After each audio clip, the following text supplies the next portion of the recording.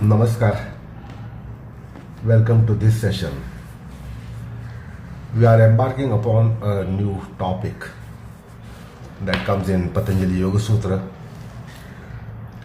and Patanjali stands out in the dimension that we get here. There are so many normative philosophers and philosophies who suggest, stipulate, mention about do's and don'ts.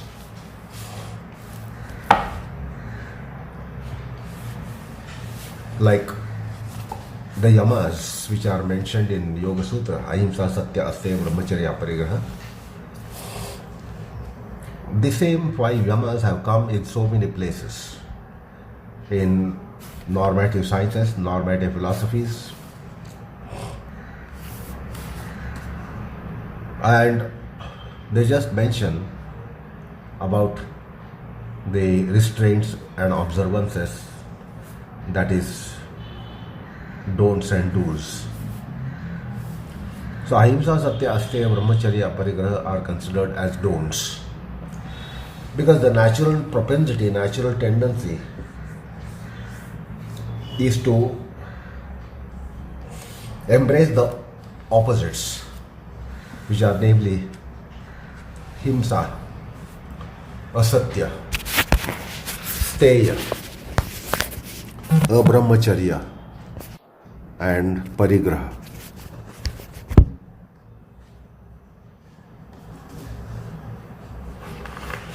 And of course, the Niyamas are observances.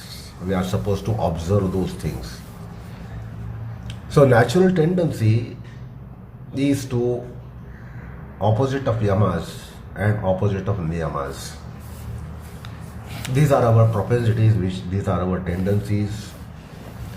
Although one might sincerely think about adhering to these principles, there are Karma Vaasanas, Kesha Vaasanas, Paapa Vaasanas, which we considered in the culminative phase of last session. And that is why we are naturally prone to violate Yamas, which are also we are naturally prone to violate Niyamas. So they are called Vitarka Badha. Patanjali calls them as Vitarka Badha.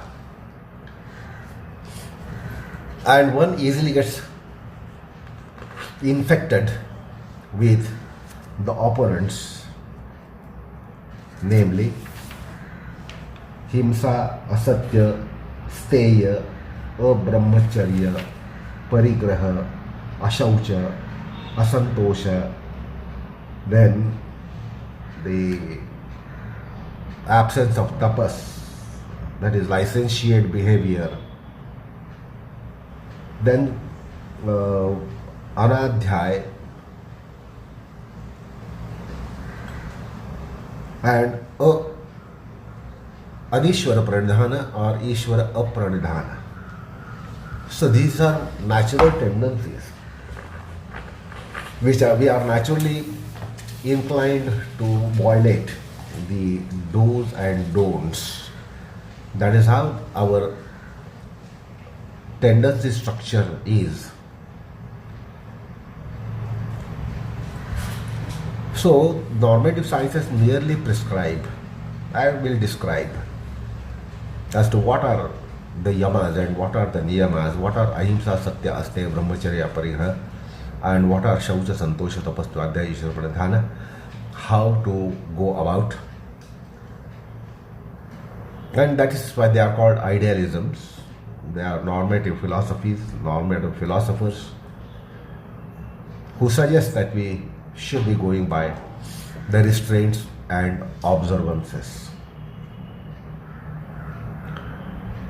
But then, as I said, very natural tendency is to violate them. Then, how to find a solution?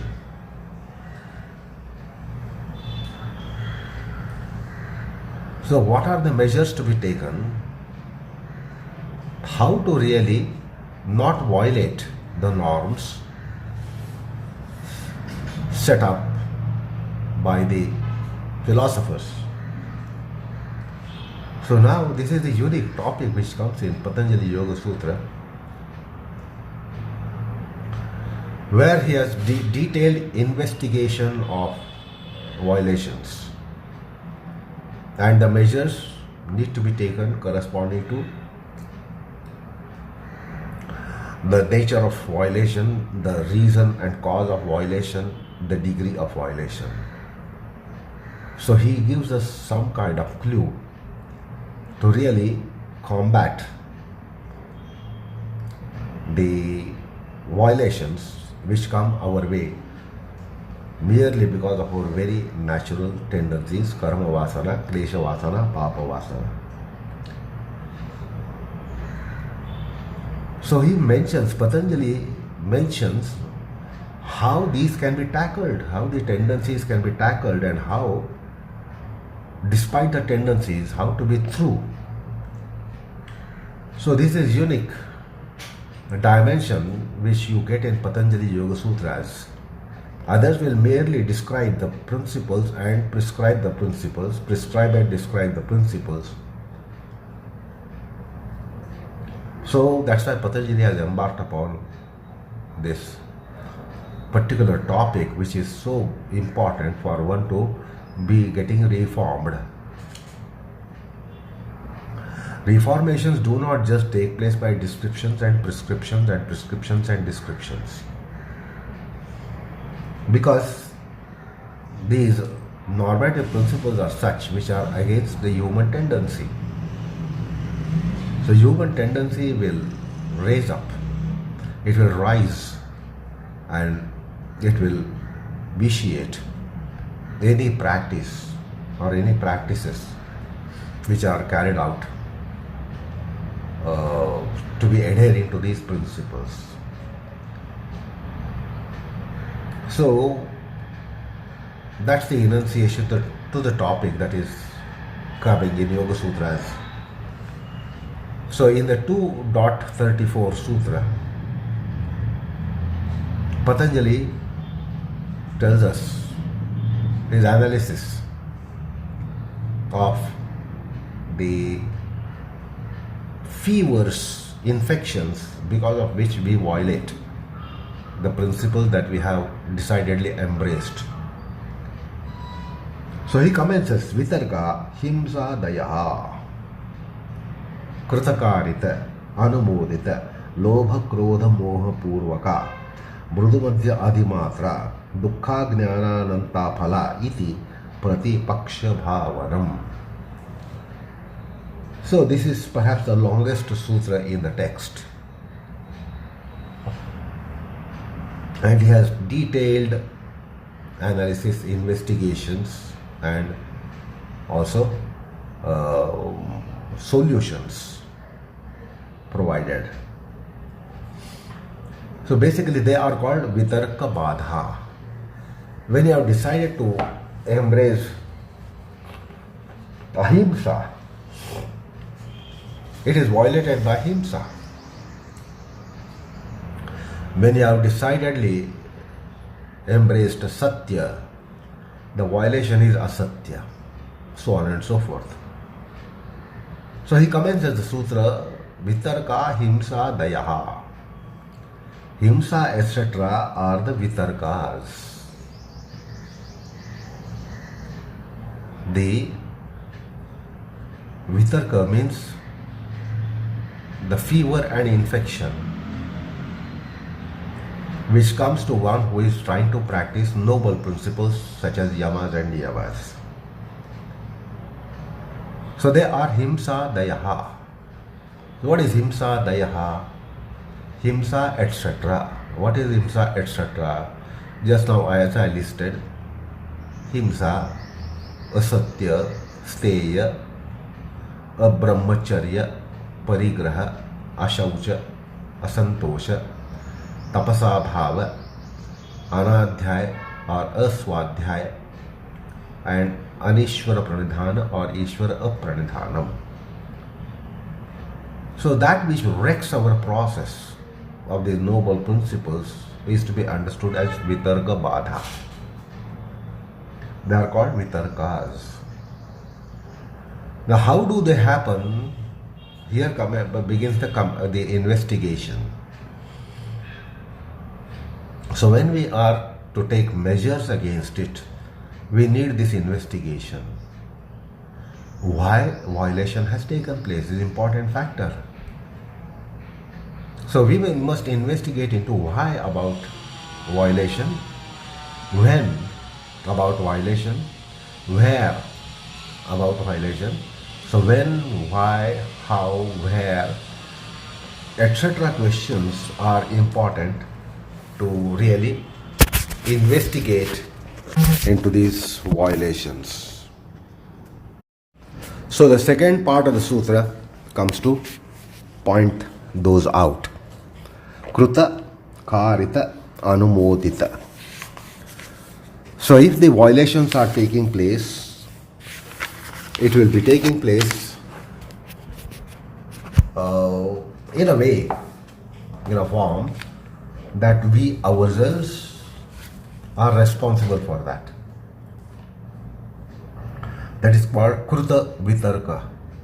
Kruta Vitarka Badha means they are solely responsible, completely responsible for violating Ahimsa, Satya, Steya.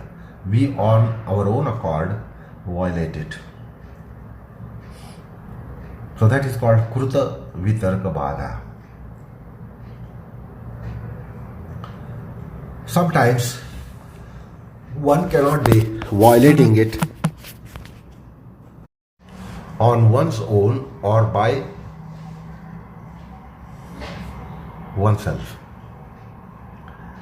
Then the recourse is taken to another mode called Karita. So where we will be able to say that someone else or something else is responsible for the violation. Yes, I have violated.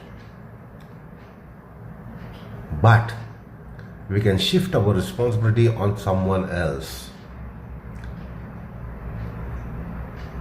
So we can blame someone else. That is called Karita. Or it also means that Himsa committed by oneself, in case of Himsa, which is Kruta, and then appointing someone,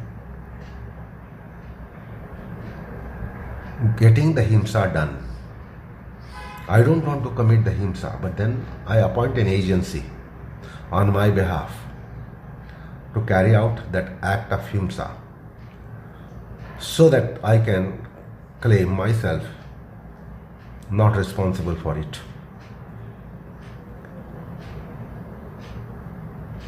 So that is Karita Himsa. I appoint someone to commit the violence on my behalf. I appoint an agency. I appoint another person. But ultimately it is me violating. So that is the second one called Karita Ahimsa, the Karita Himsa, or appoint someone to speak untruth on my behalf. I appoint someone to carry out unscrupulous practices on my behalf. So the first one is I myself do it. The second one is I get it done. I get it done. That is called Karita Vitarka. Then the third one is Anumodita Vitarka. I applaud someone, I encourage someone, I entice someone, or I applaud someone to commit that on my behalf. So here we will be able to raise our hands up saying that I am not responsible.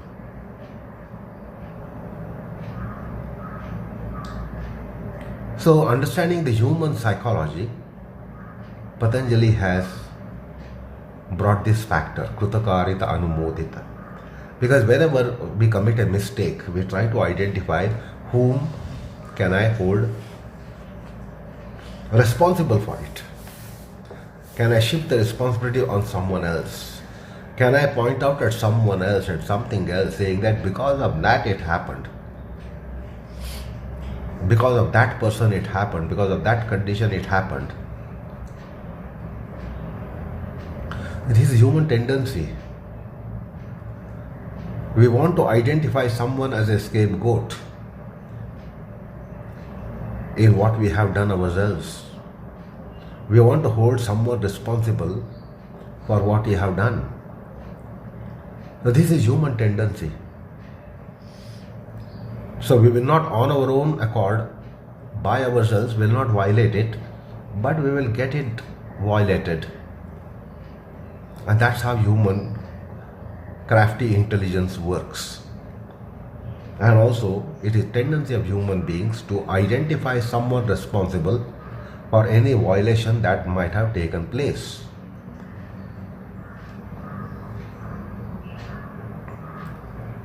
The anumodita is to abate someone to do that, entice someone to do that, or applaud if someone has done it.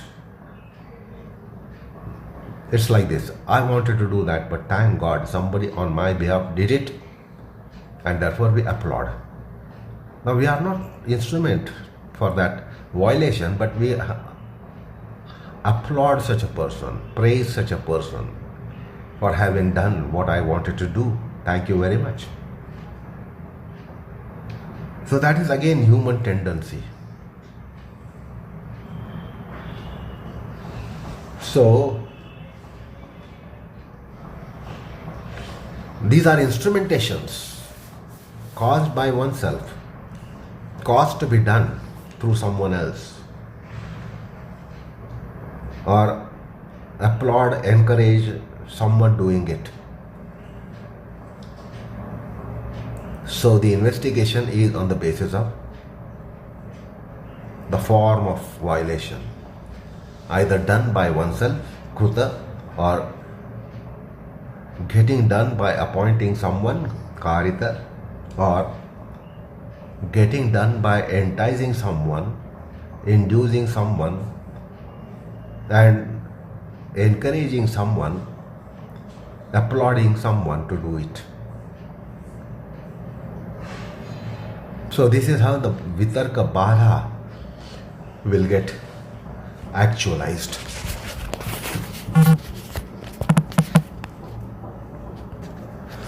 Many times Himsa needs a brutality. Now you don't have the brutality, but someone you identify has that brutality, and therefore you get that done. You are afraid of sinning. You are incapable of sinning. You are incapacitated to be sinning to the extent that you want the sin to be committed. And therefore you appoint a stronger agency and get that done.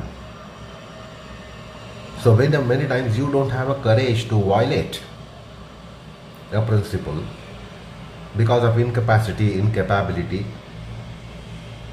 and therefore you look around if anyone can be committing on my behalf, and then we get it done. So we see the human tendencies here. So when you are incapable of being a brute, you can still be encouraging a brute to do something on your behalf. If you are Paapa Bhiru, that is, if you are afraid to sinning, if you are afraid to commit a sin, then you can appoint an agency to do that on your behalf. Anyway, how the violation takes place is the part of investigation here. How violation takes place. Kruta, karita, anumodita. So this is important to take measures and to take steps.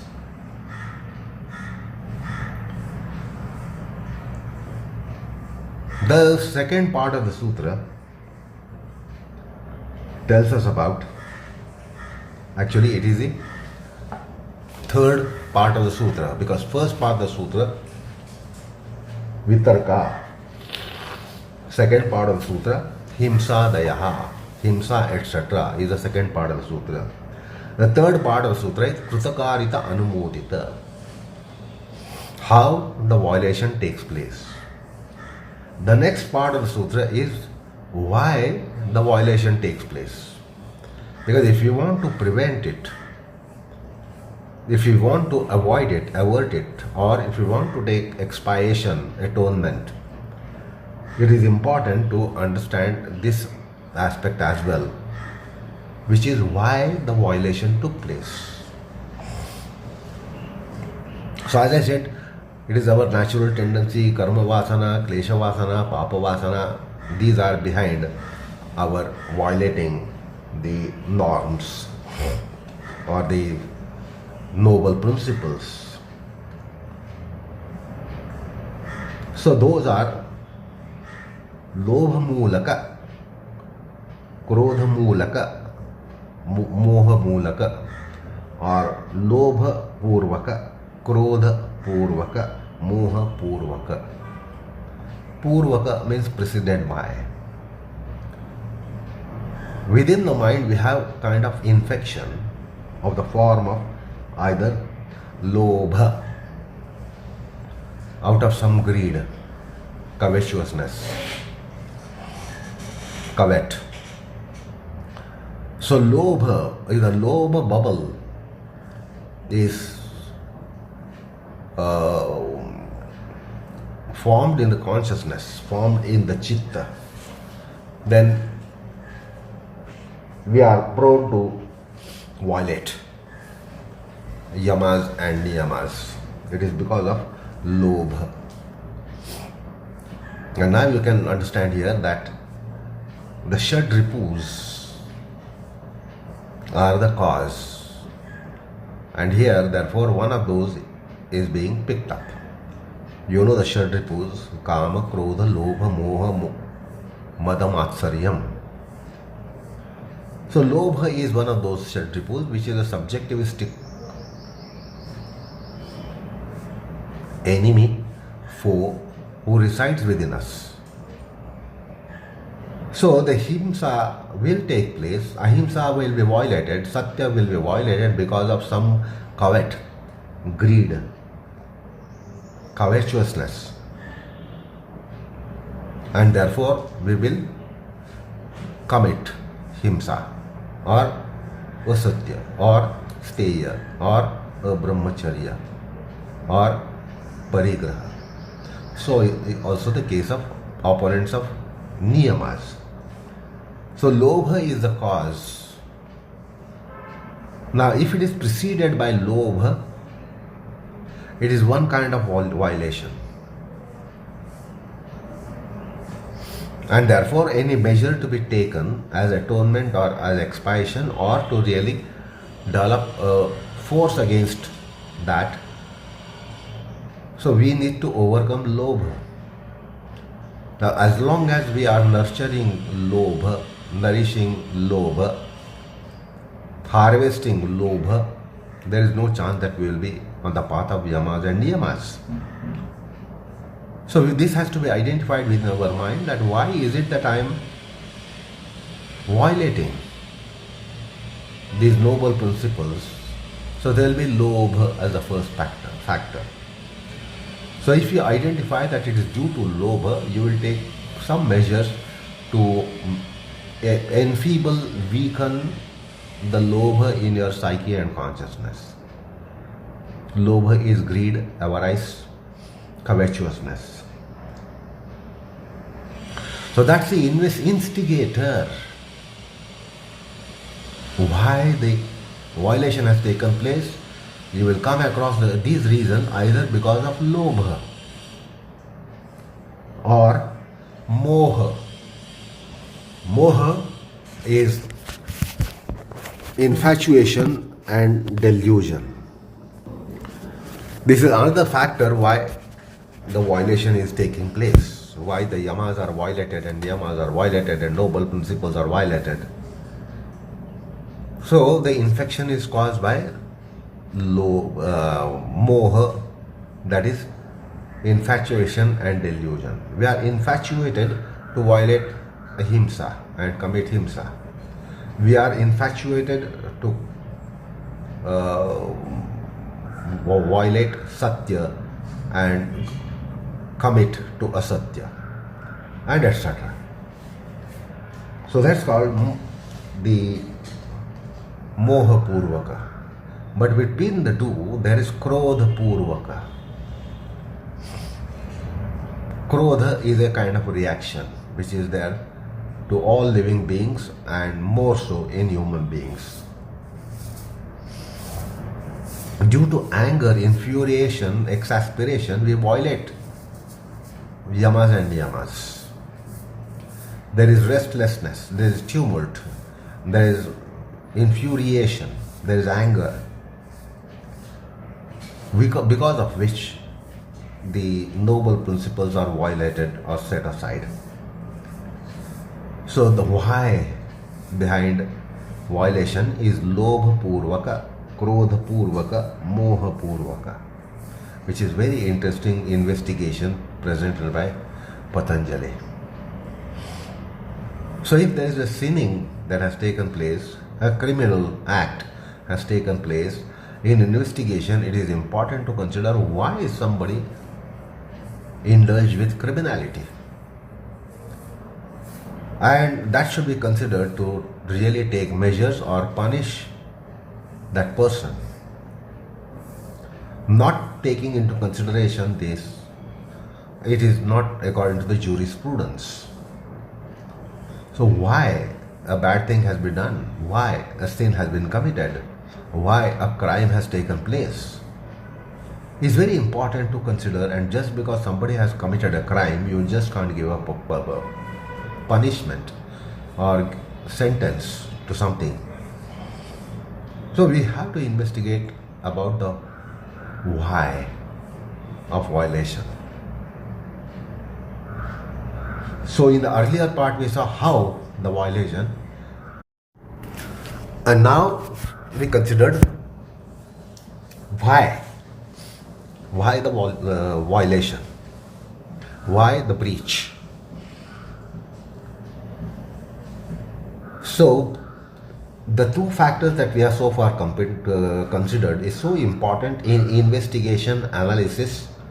Analyzing the violation is so important, how it has taken place and why it has taken place.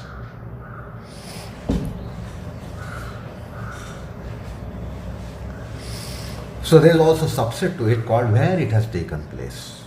Because we are sometimes in such a situation and scenario and condition that we are prone to violate.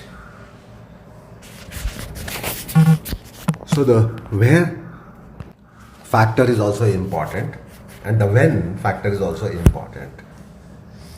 So in investigation of all these sinister acts, sins, violences or violations or the inhuman acts, where, when, how, why are important. So that is what we are considering here: how, when, where, why. Because sometimes we are in such a situation that we are prone to commit the ill acts and we are prone to be violating. It is because of this situation that we are in the condition because of where we are in. So there are places where we become violent.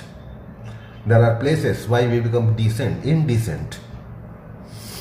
So these are aspects of indecencies and inhuman nature raising its hood.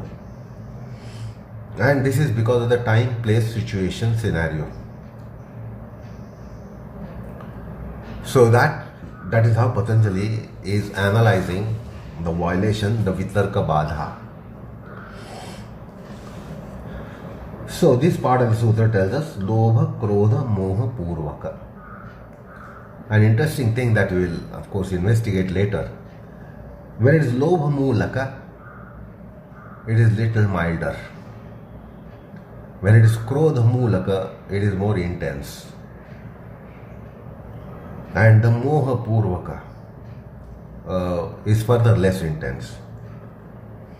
So out of greed and avarice, if we are grabbing somebody's money, it is more violent act than being angry and grabbing somebody's money. And then it is further less when you are infatuated and deluded and therefore you commit to that. So you rob someone. You might rob someone because of lobha. Or you might commit to ahimsa, asatya, etc. out of lobha. This is the most intensity form. That means somebody can easily entice you to in doing such acts, allure you to be doing such acts. That means you are more vulnerable to be committing violations. Out of krodha, you may not need that, but still you grab someone of something. Why? Because you are angry with that person. You don't like that person, you hate that person, you are angry with that person. When you don't need his wallet to be stolen, robbed, you still rob him. You have 10 times more money in your wallet, but you have some kind of, you are antagonizer of that person antagonizes you for you, seemingly, you rob. So there is greater intensity when you don't need it, still you have robbed the person.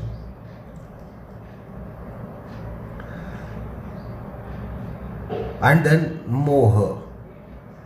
Moha is delusion, infatuation. Suppose it's a beggar, destitute, who has not eaten for 3, 4, 5 days, and he robs you of your wallet. There is not a big sin, because the whole society is responsible to keep that person destitute in a poor condition. We are responsible for that poverty of that person, and because of the poverty he gets deluded, infatuated, and he robs you of your wallet. So there is also some kind of gradation that you will see between lobha, krodha, moha, purvaka. So it is descending. It is descending intensity. So that is also a part that we will be understanding when we investigate into these factors later.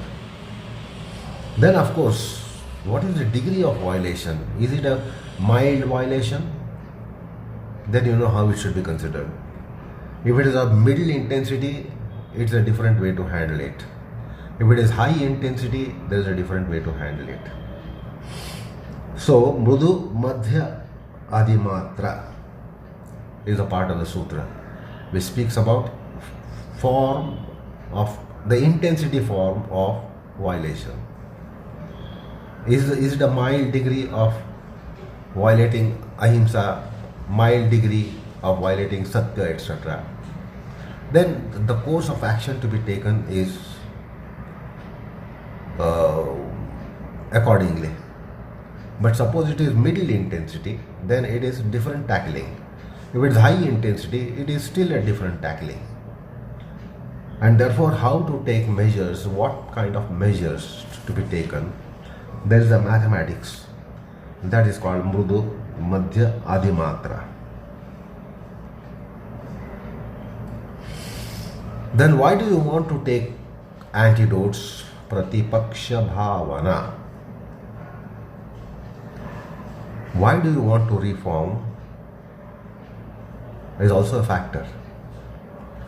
That is dukkha ajnana ananta phala. Because the consequence of violating these principles is only going to multiple your dukkham, multiple your ajnanam, and multiple your phala, ananta phala. And therefore, you must think of reforming. Because you will reform if you know the consequences. if you do not take any consideration of consequences of what you do in your violation of norms, you may not think of reforming. But once you realize that this is going to happen by my violation, then maybe you will refrain yourself. And the pratipaksha bhavana, or that taking recourse to contrary so that we will not violate, will depend upon this consideration. So that's the last part of the sutra. So this is how a new topic is commencing, and we will be now going in a deeper analysis of these factors of Vitarka Badha and Pratipaksha Bhavana. So Vitarka Badha means that infection. Pratipaksha Bhavana means the remedy, the dosage. Like if it is a small symptom or small meager infection, there is no point, it is not right to take a huge dose of antibiotics. It should correspond to degree of infection. So the antidotes need mathematics. They should not be unmathematical, because that would be again devastating. So this is what the subject matter is of the sutra, the 2.34.